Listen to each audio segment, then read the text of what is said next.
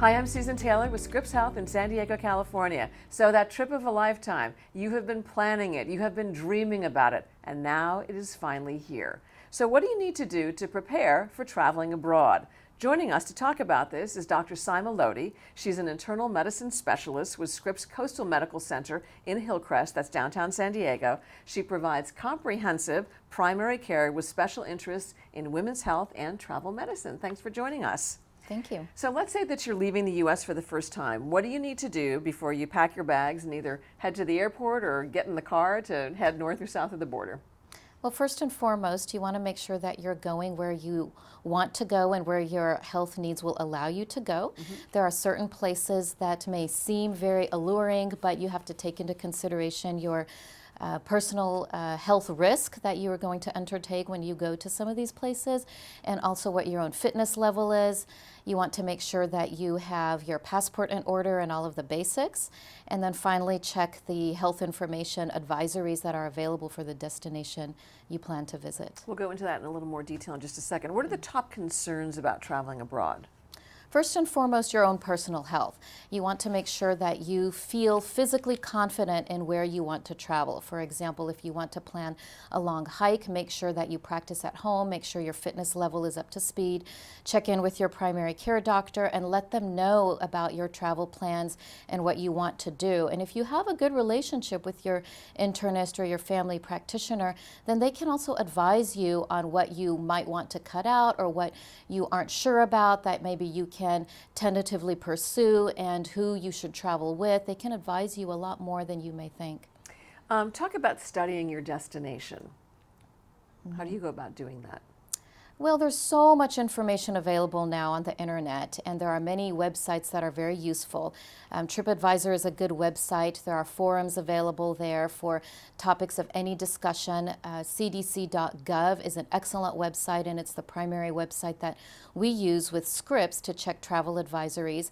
Don't forget about the Centers for Disease Control and Prevention. Correct. Right. Centers for Disease Control and Prevention. CDC.gov. Okay. CDC.gov, not .com, and it's a comprehensive, current, very up-to-date resource for what is a concern traveling abroad, not just about health risk, but also political risk, which also plays into safety. Okay. So that's a site that is one you should check before you travel anywhere. And so you're finding out what diseases are endemic to where you're going. So give us some instances of that. Sure. Malaria is a common one that we advise patients about because there is prophylaxis, meaning medication one can take to help prevent getting malaria. Okay. So you need to know where there is malaria. Recently, Zika virus was in the news, and that's something you should know about, especially if you're trying to get pregnant or if you are pregnant, what areas to avoid. Also, where travelers' diarrhea, which is very common and not necessarily seasonal, where that is more common and where you're at more risk for acquiring symptoms related to travelers' diarrhea. What would be like the top diseases for example, let's say Mexico, start off with. Mexico, again, Zika has been a common concern recently. Always travelers' diarrhea, often called Montezuma's revenge. Yeah. So those are things that one should guard against and be aware. Mosquito-borne illnesses are not as common in certain parts of Mexico, but Mexico has a lot of climate variability, so you have to look at that, and the CDC has recommendations based on where you're going in Mexico. Let's laundry list this. What about Africa? What do you want to look Africa out for? is huge, and there are so many different diseases that are endemic there. Yellow fever is one, and there are some places in Africa where you are not allowed to enter without proof of yellow fever vaccine. So that is an important consideration, and that requires very careful planning. Also dengue fever, which is a mosquito-borne illness. Malaria, also a mosquito-borne illness. Some of these diseases have medications you can take to help prevent them. Others don't, but require preparation in terms of mosquito repellent for your clothes, for your skin. Also consider your children who may require different types of medication, different doses. There's variability in ages as well. What about South America? South America also is very diverse, like Africa. There are some places that also require yellow fever vaccine. There is malaria risk in parts of South America. Other parts, there's no malaria risk. Always the traveler's diarrhea can rear its ugly head, so that's always a concern. What about Asia? Asia is very interesting. Not as vast as Africa or South America, but there are pockets where there is malaria, there is dengue fever. So those concerns are still there. There are some areas where rabies is a concern, where there are wild animals, wild dogs in Southeast Asia, for example. So there may not be a specific medicine you have to take, but the awareness is important and how to reduce your risk is important. So talk about what type of vaccines and medicine you should take before you head out of the country.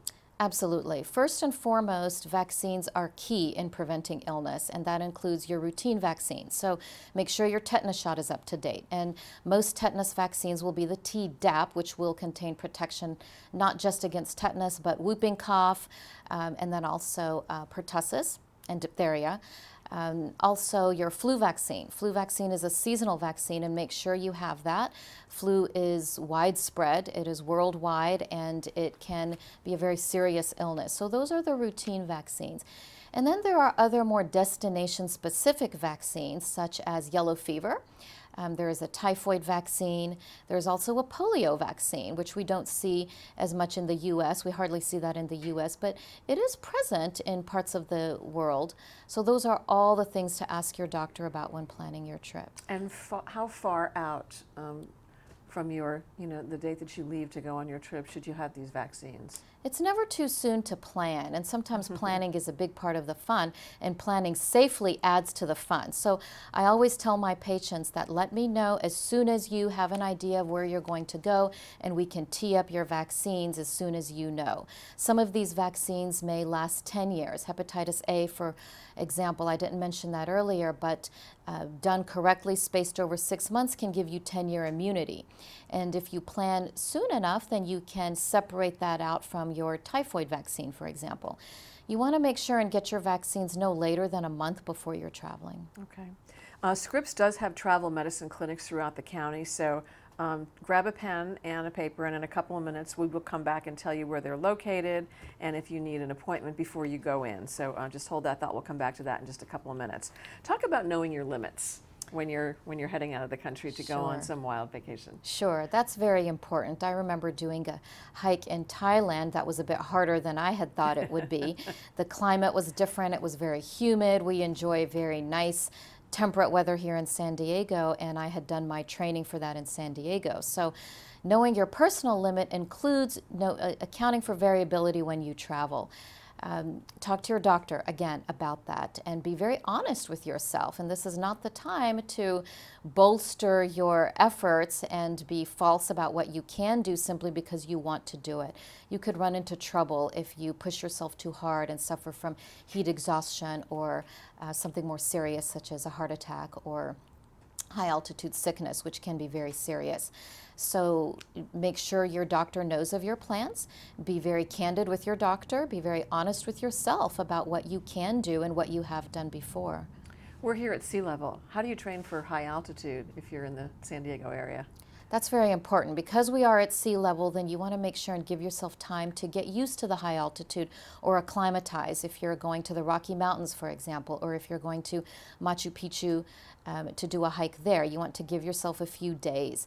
The more time you give yourself, then the more you will enjoy your trip, the more fit you will be during that experience. And there's also medication to help decrease the risk of altitude sickness. And those symptoms could be anywhere from headaches to more serious symptoms that involve shortness of breath or severe illness. So time is very important. Giving yourself time when you arrive at your destination to get used to the altitude and the climate is very important. Would hiking up the mountains here in San Diego, a couple of thousand feet, would that help, or do you really need to be in a place where the mountains are 8,000 or 10,000 feet? It does help to a degree. Yes, it does help to a degree to just improve your overall fitness, but nothing can replace just being at altitude, whether it's 5,000 feet or 8,000 feet, before you start your hiking trip, just to acclimatize. That's actually more important than the fitness we gain here at sea level. How many days should you be at that that altitude before you start climbing? At least 48 hours. Okay. The more the better. Even very experienced hikers will give themselves plenty of time, and we hear stories of people who are hiking Everest who camp at their base camp, which for us is at a very high altitude, for several days or weeks before they start their ascent. So the more time you can budget for that, the more you will enjoy your trip. And what about preparing for extreme cold? Let's say you're going to go to the Arctic or Antarctica. Layers. Layers is key. And in San Diego, we are no stranger to layers. We have the cold marine layer in the morning, and then the sun comes out in the afternoon. So plan for layers. It doesn't make a lot of sense to plan for very cold weather when you're going to be very active, because you need something that you can sweat through. And what about extreme heat? Let's say you're going out to the Sahara Desert. Again, layers. It can be very cold in some of those very hot climates, and I was just there myself a few months ago, and the nights are cold. If you're going on safari and you're doing some early morning game drives, you will be cold, but then the sun will be out again in the afternoon or even mid-morning, and you'll be warm.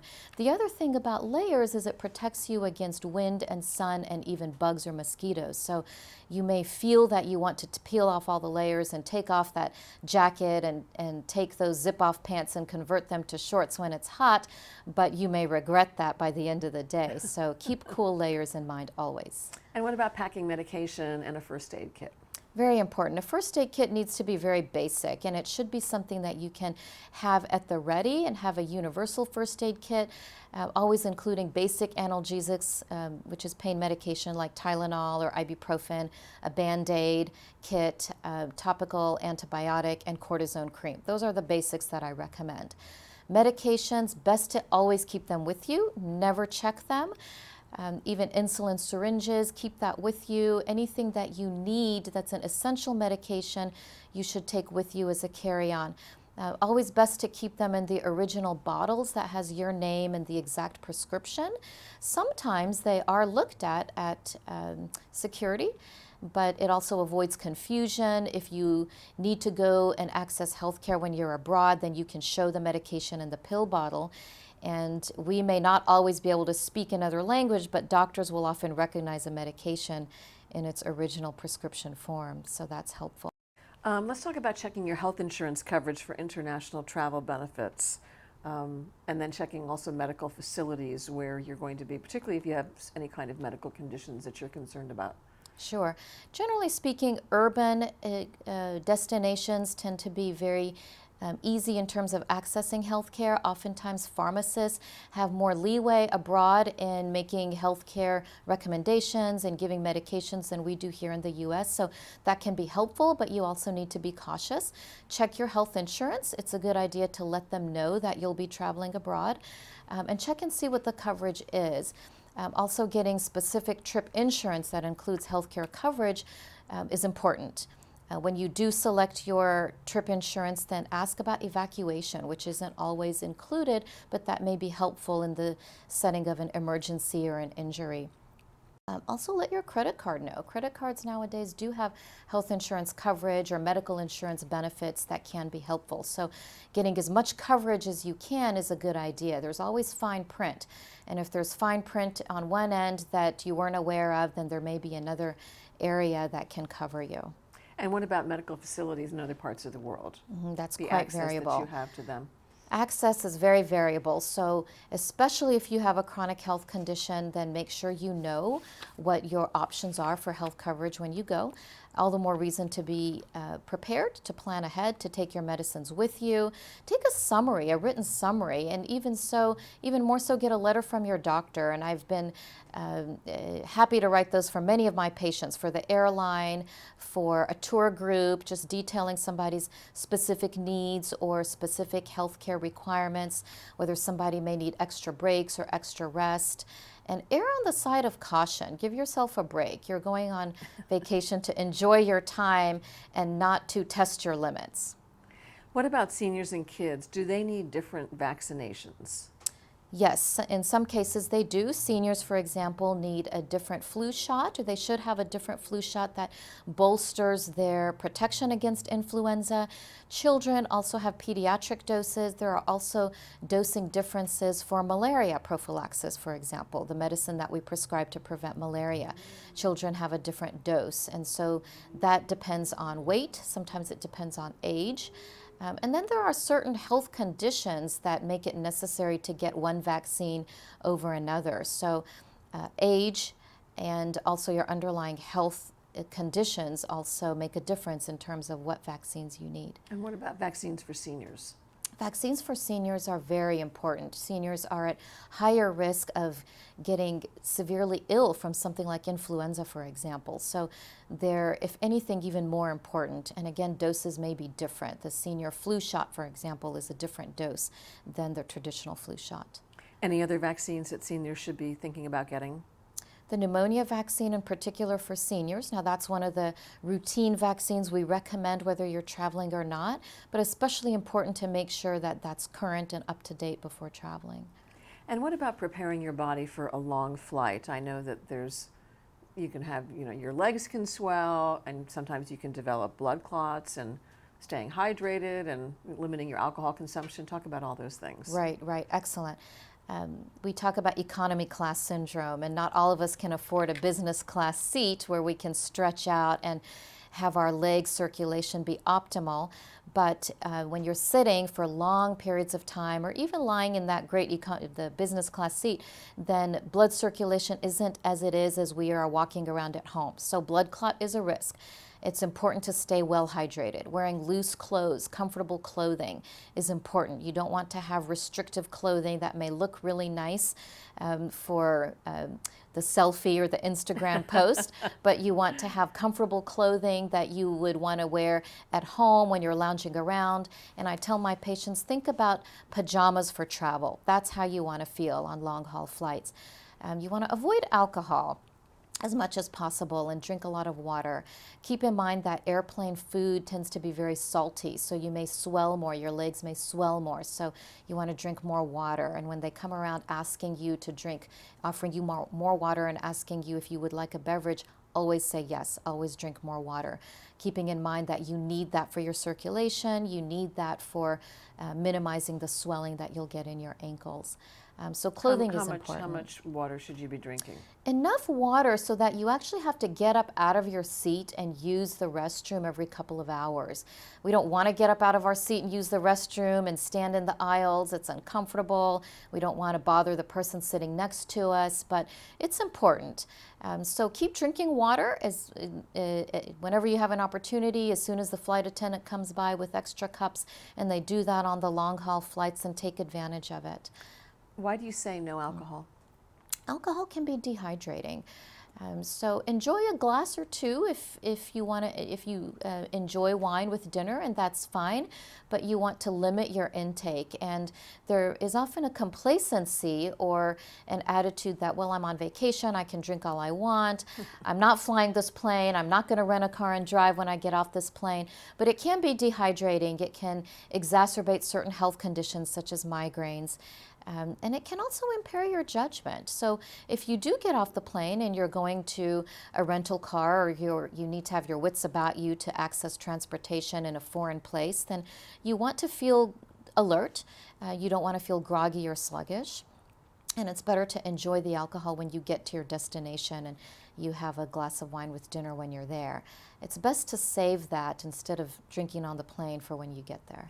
And what about getting up and walking around on the flight? If you're sitting for a long time, the concern is to get a blood clot, correct? Right. So how often should you get up and maybe walk, up and down the aisle? Right. The answer is as much as possible. When you're sitting in your seat, then doing what I call the ABC exercises are very helpful, where you just draw the alphabet with your foot, with each foot. That puts your ankle through range of motion, gets the blood pumping in your legs. So that's a poor substitute for walking, but it does help. And then as soon as you can get up, when the aisles are clear, get up and walk up and down as much as you can. And how often? If you can get up every couple of hours, that's optimal. And when you're sitting there, even though you have to sit with your seatbelt on, you can still move your legs around doing the ABC exercises. Another thing that I tell my patients is to get some compression stockings. Those are widely available. They're much more attractive than they used to be. You can order them online. You can buy them in the major department stores and even at drugstores, and they do help decrease swelling, and they do help decrease risk of blood clot. What do you do to prevent jet lag? That's very important, and to a degree you can't really prevent it, but you can help minimize the effect of jet lag. Staying hydrated, avoiding drinking alcohol, choosing flights that will put you at your destination when you are ready to go to sleep is important. If you have an overnight flight, it's better to sleep on the plane. Allow yourself to travel at a time when you know is comfortable for you. If you arrive at your destination when it's morning or daytime, don't go to your hotel room and go to bed. Stay awake when the sun is up and go to bed when the sun goes down. So immediately getting yourself into the time zone of your destination will help. The other thing is to set your clock ahead. Set your watch ahead as soon as you get on that plane and start thinking of the time of your destination and not constantly referring to the time of home. So many people will keep their watch or their clock set to their home so they can call home or check on the kids or just have a sense of comfort, but that actually worsens jet lag. Interesting. And what about watching what you eat? I know that there's something called street food, and you're saying avoid that. So why? But what is street food? Street food can be a lot of fun, actually, and in some places it's very safe to engage in street food. Singapore, for example, is known for safe street food. Other places, such as Africa, you probably want to avoid street food, and what that means is the vendors that are selling food off the street. The hygiene is a bit questionable, and more importantly, the water source may be questionable. So it depends where you go. If you tend to go to a certain destination frequently, and you know that this is a vendor that you've been to many times, then that's your judgment, of course. And we don't want to miss out on a lot of the fun and flavor of street food, but you just want to exercise caution. So have a look at the vendor. Again, this is where internet searches such as TripAdvisor can be very helpful. This is also where the CDC, Centers for Disease Control website, can be very helpful to know what is endemic in that area and what there is more of a current risk of in that area. So enjoy street food with caution, and don't be afraid to ask questions about the source of the water. If you're buying a beverage, make sure that the seal is intact. Always using bottled water is important. In some places, the bottle may be refilled, so make sure that the seal is intact. Picking a bottle of water up from a street vendor, that's one of the things you want to look at too. Interesting. Talk a little bit more about bottled water and drinking water abroad. Is it okay to drink water out of the tap abroad, or should you always go for bottled water? When in doubt, go with bottled water. If you're not sure, you can always ask, and depends on where you're staying. If you're backpacking, you want to be prepared with bottled water.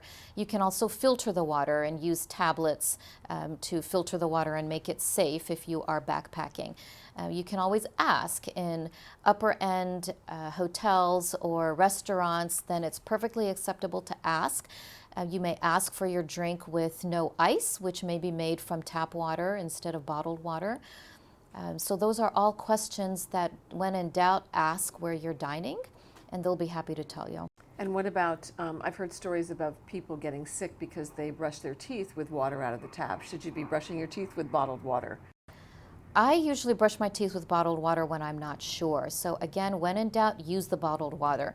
Brushing your teeth isn't as risky as actually swallowing the water, but we do swallow a little bit of water when we brush our teeth, and it's best to use the bottled water. So be prepared, have bottled water with you.